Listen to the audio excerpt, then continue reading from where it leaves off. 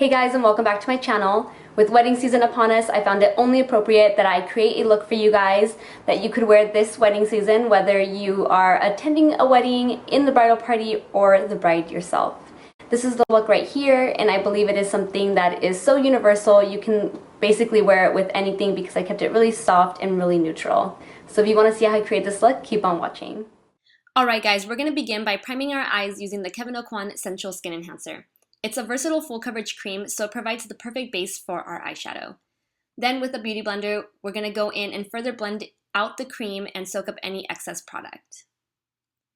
Using the MAC Mineralized Skin Finish and the Sigma F25 brush, we're going to pack on some powder to prevent any creasing and to help further blend out our eyeshadows. The first shadow I'm going to be using is Creme Brulee from Makeup Geek, and I'm going to apply it using the Smith Cosmetics 247 brush. We're going to apply this eyeshadow to the crease and just slightly blend it upwards. It's going to provide us with a really pretty transition shade for the rest of our eyeshadows. Using the Sigma E40 brush, we're going to further diffuse the look of that eyeshadow.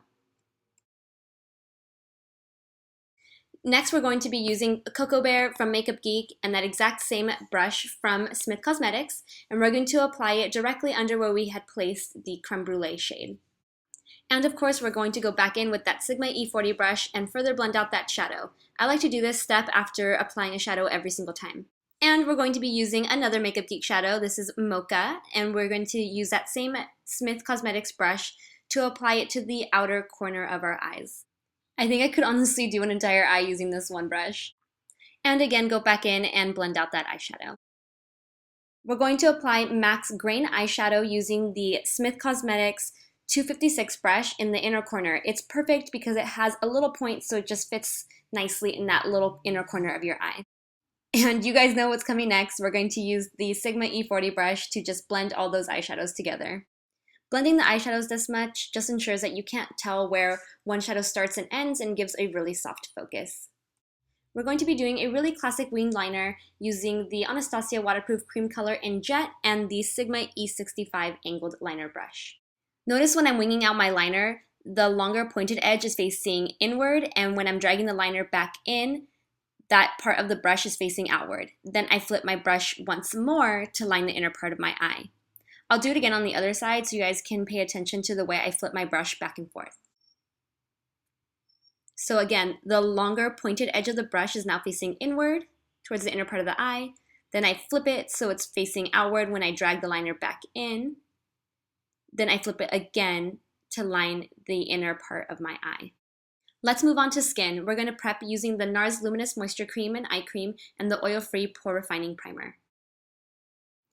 For my foundation, I'm going to be using my all-time favorite foundation from Kojin Do. It's their Aqua Foundation, and it is an HD product, so you know it's going to photograph beautifully. And of course, I'm going to be mixing in a little bit of my Becca Shimmering Skin Perfector in Opal. I'm applying the foundation using my fingers to really warm it up and give it a really natural finish.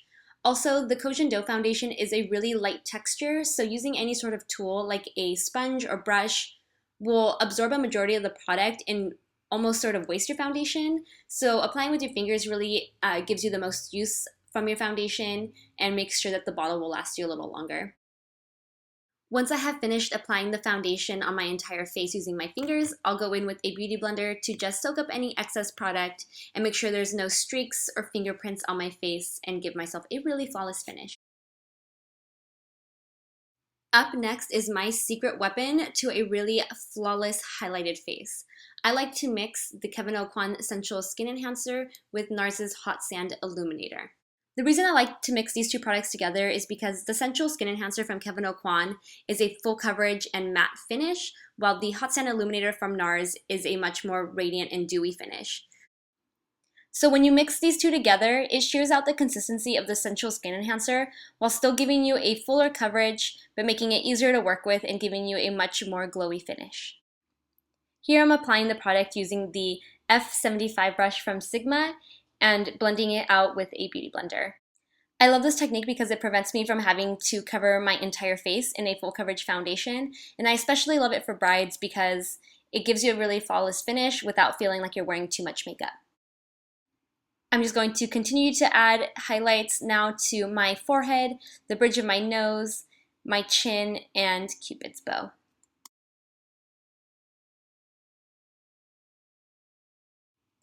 To keep that highlight in place all night long, you're going to want to set it with a powder, and we're going to do so using the Cover FX Illuminating Setting Powder.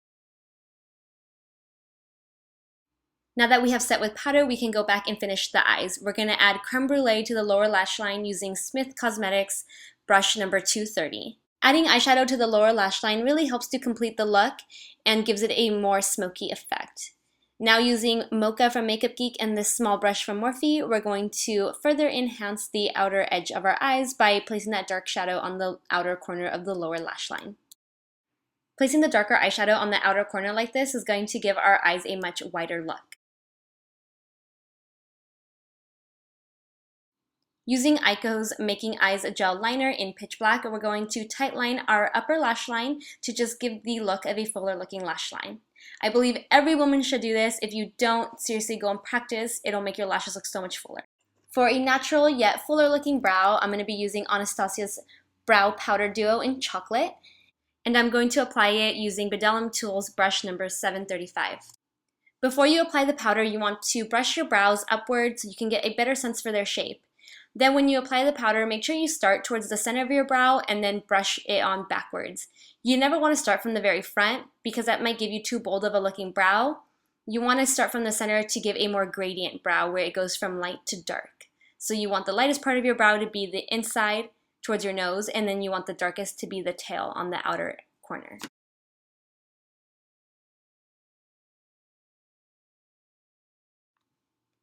When you're done applying the powder, flip the brush to the spoolie side and brush out a little bit of the product to give a more natural finish. And do that for any part of your brow that ends up looking a little too dark. It's a quick fix by just brushing it out with the spoolie side of the brush. And I forgot to hold up the brow gel that I'm using here, but this is just the Anastasia Clear Brow Gel that I'm using to set my brows in place. And now my most loved product of all time, my NARS Laguna bronzer, and I'm going to be applying it using my Sigma F40 brush. You're going to want to apply bronzer to the hollows of your cheeks, the temples of your forehead, and your jawline, and a little bit down your neck to just give yourself a more bronzed look and really define your bone structure. Because this is a special event, we're going to want to define our bone structure a little more than what a bronzer would give us. So using Smith Cosmetics brush number 112 and the Anastasia contour kit in the powder form, we're going to use this shade right here to just further enhance our bone structure by hollowing out the cheeks a little more and defining the nose. Using the incandescent light powder from the Hourglass Ambient Lighting palette, we're going to give ourselves a subtle highlight because we want one that's going to look flattering in photos and not one that is overbearing. I'm applying the highlight before the blush because I want the blush to connect the lines between the contour and the highlight. I'm going to be using Madly from NARS for our blush, and I'm going to apply it using Smith Cosmetics brush number 118. When applying the blush, make sure you're applying it to the apples of the cheeks and then sweeping it backwards. Using the Sigma F30 brush, we're going to lightly blend together the contour, highlight, and blush. Now that we're done applying powder to our face, we can go ahead and spritz ourselves with Fix Plus. I like to do this before adding any mascara to make sure that the mascara doesn't smudge or smear on the rest of my makeup. To finalize the eyes, I'm just going to pop on a pair of Ardell Wispy lashes, and I'm going to do that off camera really quick. And now the lip. I'm going to be using NARS Velvet Matte Lip Pencil in Bettina. It's the perfect bridal color because it has no brassy tones and it just shows up a true light pink.